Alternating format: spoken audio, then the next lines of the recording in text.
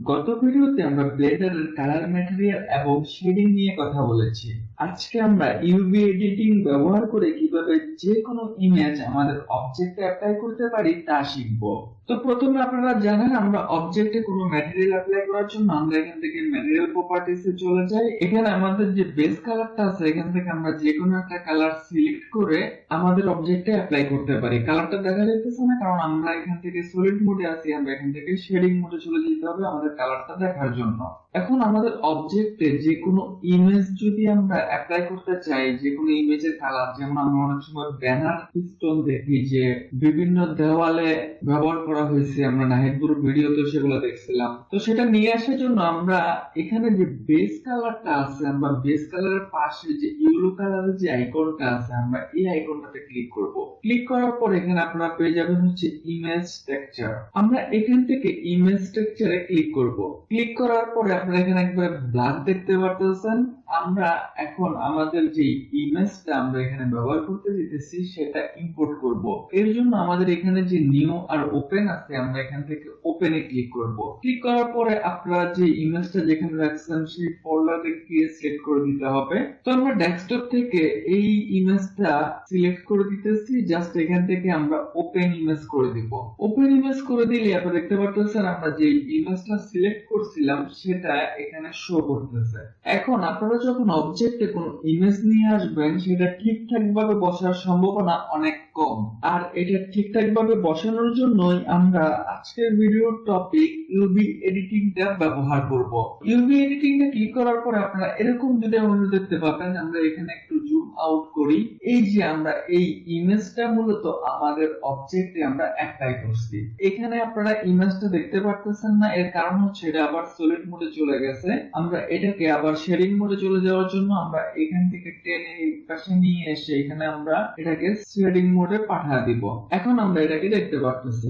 এই পাশে আমরা আমাদের অবজেক্টটা দেখতে পারতেছি, অবজেক্টের উপরে অ্যাপ্লাই হয়ে আছে। আর এই পাশে আমরা যে ইমেজটা নিয়ে আসছি সেটা দেখতে পারতেছি। এখন আমাদের অনেক ক্ষেত্রে কি হয়, একটা ব্যানার বা একটা ইমেজ একটা দেওয়ালে সেট করার জন্য পুরো ইমেজটা হয়তো এক জায়গায় সেট করা লাগে, অথবা দেয়ালের কোনো কর্নার থাকলে দুই পাশেই আমরা ইমেজটাকে এভাবে শেডিং করতে পারি, বা কোনো বিলবোর্ডে যদি আমরা কোনো ইমেজ সেট করতে চাই সেক্ষেত্রে এরকম একটা ভাগ কিন্তু আসে। তো সেখানে আমরা কিভাবে সেট করতে পারি, আমরা এগুলো চেঞ্জ করব কিভাবে? আপনাদের ক্ষেত্রে এই উইন্ডোটা অবজেক্ট মোডে থাকতে পারে। অবজেক্ট মোডে আপনারা এমন দেখতে পারেন। তো আমরা ট্যাব প্রেস করে অথবা এখান থেকে আমরা এডিট মোডে চলে আসবো। এডিট মোডে আসলে আপনারা জানেন যে আমাদের অবজেক্টের পার্টগুলো আলাদা আলাদা দেখাবে। এখানে আমাদের কিউবের যে যতগুলা পার্ট আছে, মানে কয়টা পার্ট আছে এখানে, 3টা 4 5 6টা কিউবের 6টা পার্ট এখানে 6টা ভাগ করে দেখাইতেছে। এখন আমাদের কিউবের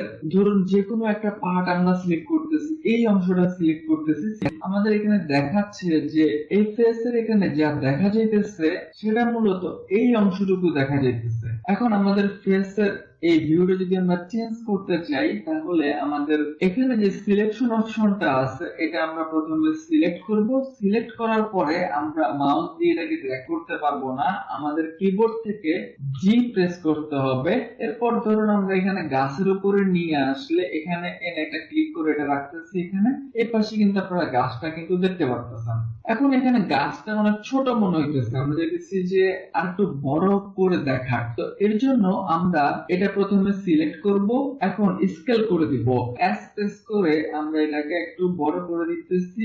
আপনারা এখানে দেখতে পারতেছেন যে এই ভিউটা কিন্তু বড় হয়ে গেছে। বা আমরা চাই যে এই পাশটা দেখাইতে, এই জন্য আমরা এখন কিবোর্ড থেকে জি প্রেস করে যদি আমরা এদিকে নিয়ে আসি তাহলে এখানে যে ভিউটা দেখা যাইতেছে সেটাই কিন্তু আমরা এখানে দেখতে পারতেছি। তো আমরা আগের জায়গায় নিয়ে রাখি, ধরুন আমরা এখানে রাখতেছি, তাহলে অনেক বড় একটা ভিউ দেখতে পারতেছি। বা আমরা কিবোর্ড থেকে এস প্রেস করে স্কেল করে দেই। এখন ধরুন আমাদের তো ব্যানার একটা সমানে থাকে, এই সমানের এই অংশটুকুই আমরা রাখতে চাইতেছি। এর জন্য আমাদের এখানে ভার্টিসিস রয়েছে, এই যে আছে ফেস আছে। তো আমরা এখান থেকে ভার্টিসিস সিলেক্ট করে ভার্টিসিস গুলো আমরা দুই পাশে সিলেক্ট করে যেকোনো একটা সিলেক্ট করে জি প্রেস করে আমরা এগুলাকে মুভ করে আমাদের এখানে ভিউটা চেঞ্জ করতে পারি। অথবা আমাদের এখানে যে এসটা আছে, এসটা সিলেক্ট করে যেকোনো একটা এস সিলেক্ট করে জি প্রেস করে এটাকে মুভ করে আমরা আরেকটা ভিউতে যে কোনো অ্যাঙ্গেল অ্যাঙ্গেলে আমরা দেখাইতে পারি। আর ফেস তো জানেনই, ফেস সিলেক্ট করলে এখানে পুরো ফেসটাই সিলেক্ট হয়ে যাবে।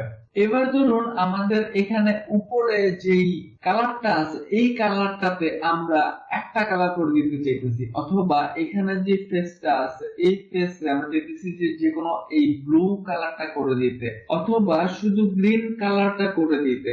এর জন্য প্রথমে আমাদের এখানে যে ভার্টিসেস গুলা আছে আমরা এখান থেকে ভার্টিস সিলেক্ট করে দেই। এখানে যে ভার্টিসেস গুলা আছে এই ভার্টিসেস সবগুলো প্রথমে সিলেক্ট করব, সিলেক্ট করার পরে মার্জ করে দিব। তো এর জন্য আমরা কিবোর্ড থেকে এম প্রেস করব, এম প্রেস করার পরে এখানে যে অ্যাড সেন্টার আছে আমরা এখান থেকে অ্যাড সেন্টারে ক্লিক করব, তাহলে মার্জ করে দিলাম। মার্জ করে এই যে এখানে আপনারা দেখতে পাচ্ছেন যে আইকনটা, এই আইকনটাই মূলত আমাদের এখানে গ্রিন হয়ে গেছে। আমাদের এটা সিলেক্ট করা ছিল এই কারণে এটা গ্রিন হয়ে গেছে। আমরা যদি এটা কালারটা চেঞ্জ করতে চাই এখানে এটা সিলেক্ট করে আমরা কিবোর্ড থেকে জি প্রেস করে এটাকে যদি আমরা এখন পানির কালারে নিয়ে আসি তাহলে এটা কিন্তু এখানে ব্লু হয়ে গেল। আবার ধরুন এই কালারটা যদি আমরা গাছের কালার করে দিতে চাই তাহলে আমরা এটাকে সিলেক্ট করব, কিবোর্ড থেকে জি প্রেস করে এটা যদি আমরা গাছের উপরে নিয়ে আসি তাহলে এটা পুরোটা গাছের কালারটা হয়ে গেল।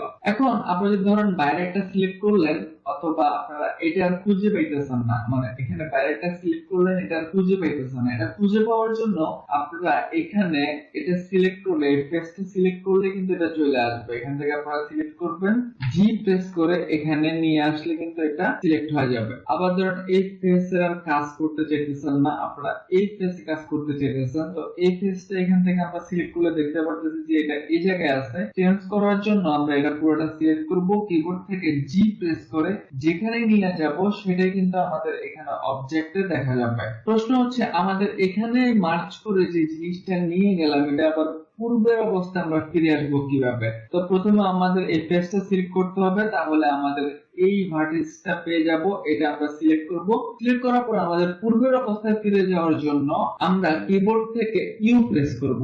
ইউ প্রেস করলে এই প্রপার্টিসটা পেয়ে যাবেন। এখান থেকে যে আনর‍্যাপ আছে আমরা এখান থেকে আনর‍্যাপ করে দিব, তাহলেই আমাদের আগের পজিশনে চলে গেল। এখানে এটা পুরা অর্ধেক অপশনটা সিলেক্ট করা আছে, এটাকে আমরা যদি স্কেল করতে চাই আপনারা জানেন কিবোর্ড থেকে এস প্রেস করলে এটা আবার স্কেল হয়ে যাবে। যে কোনো দুইটা পাঁচ সিলেক্ট করে আমরা জি প্রেস করলে এটাকে বড় করতে পারতেছি। পুরোটা সিলেক্ট করে জি প্রেস করে আমরা যে কোনো জায়গায় বসায় দিলে কিন্তু আমাদের অবজেক্টে সেটা অ্যাপ্লাই হয়ে যেতেছে। আমরা ট্যাব প্রেস করে অবজেক্ট মোডে চলে আসি। এখন দেখতে পাচ্ছেন যে আমাদের অবজেক্টটা এখানে কেমন দেখাইতেছে। তো প্রথম ভিডিওতে আমরা ম্যাটেরিয়াল নিয়ে কথা বলেছি, এরপরে আমরা শেডিং নিয়ে কথা বলেছি, আজকে আমরা ইউভি এডিটিং নিয়ে কথা বললাম, এরপরে আমরা লাইটিং এ চলে যাব। আর নির্দিষ্ট কোনো জায়গায় কালার করার জন্য আমরা এখান থেকে টেক্সচার পেইন্টটা ব্যবহার করতে পারি। তো টেক্সচার পেইন্টটা নিয়ে আমরা আরেকটু পরে টিউটোরিয়াল নিয়ে আসবো। ততদিন পর্যন্ত এই অংশটুকু প্র্যাকটিস করতে থাকুন। Thanks for watching.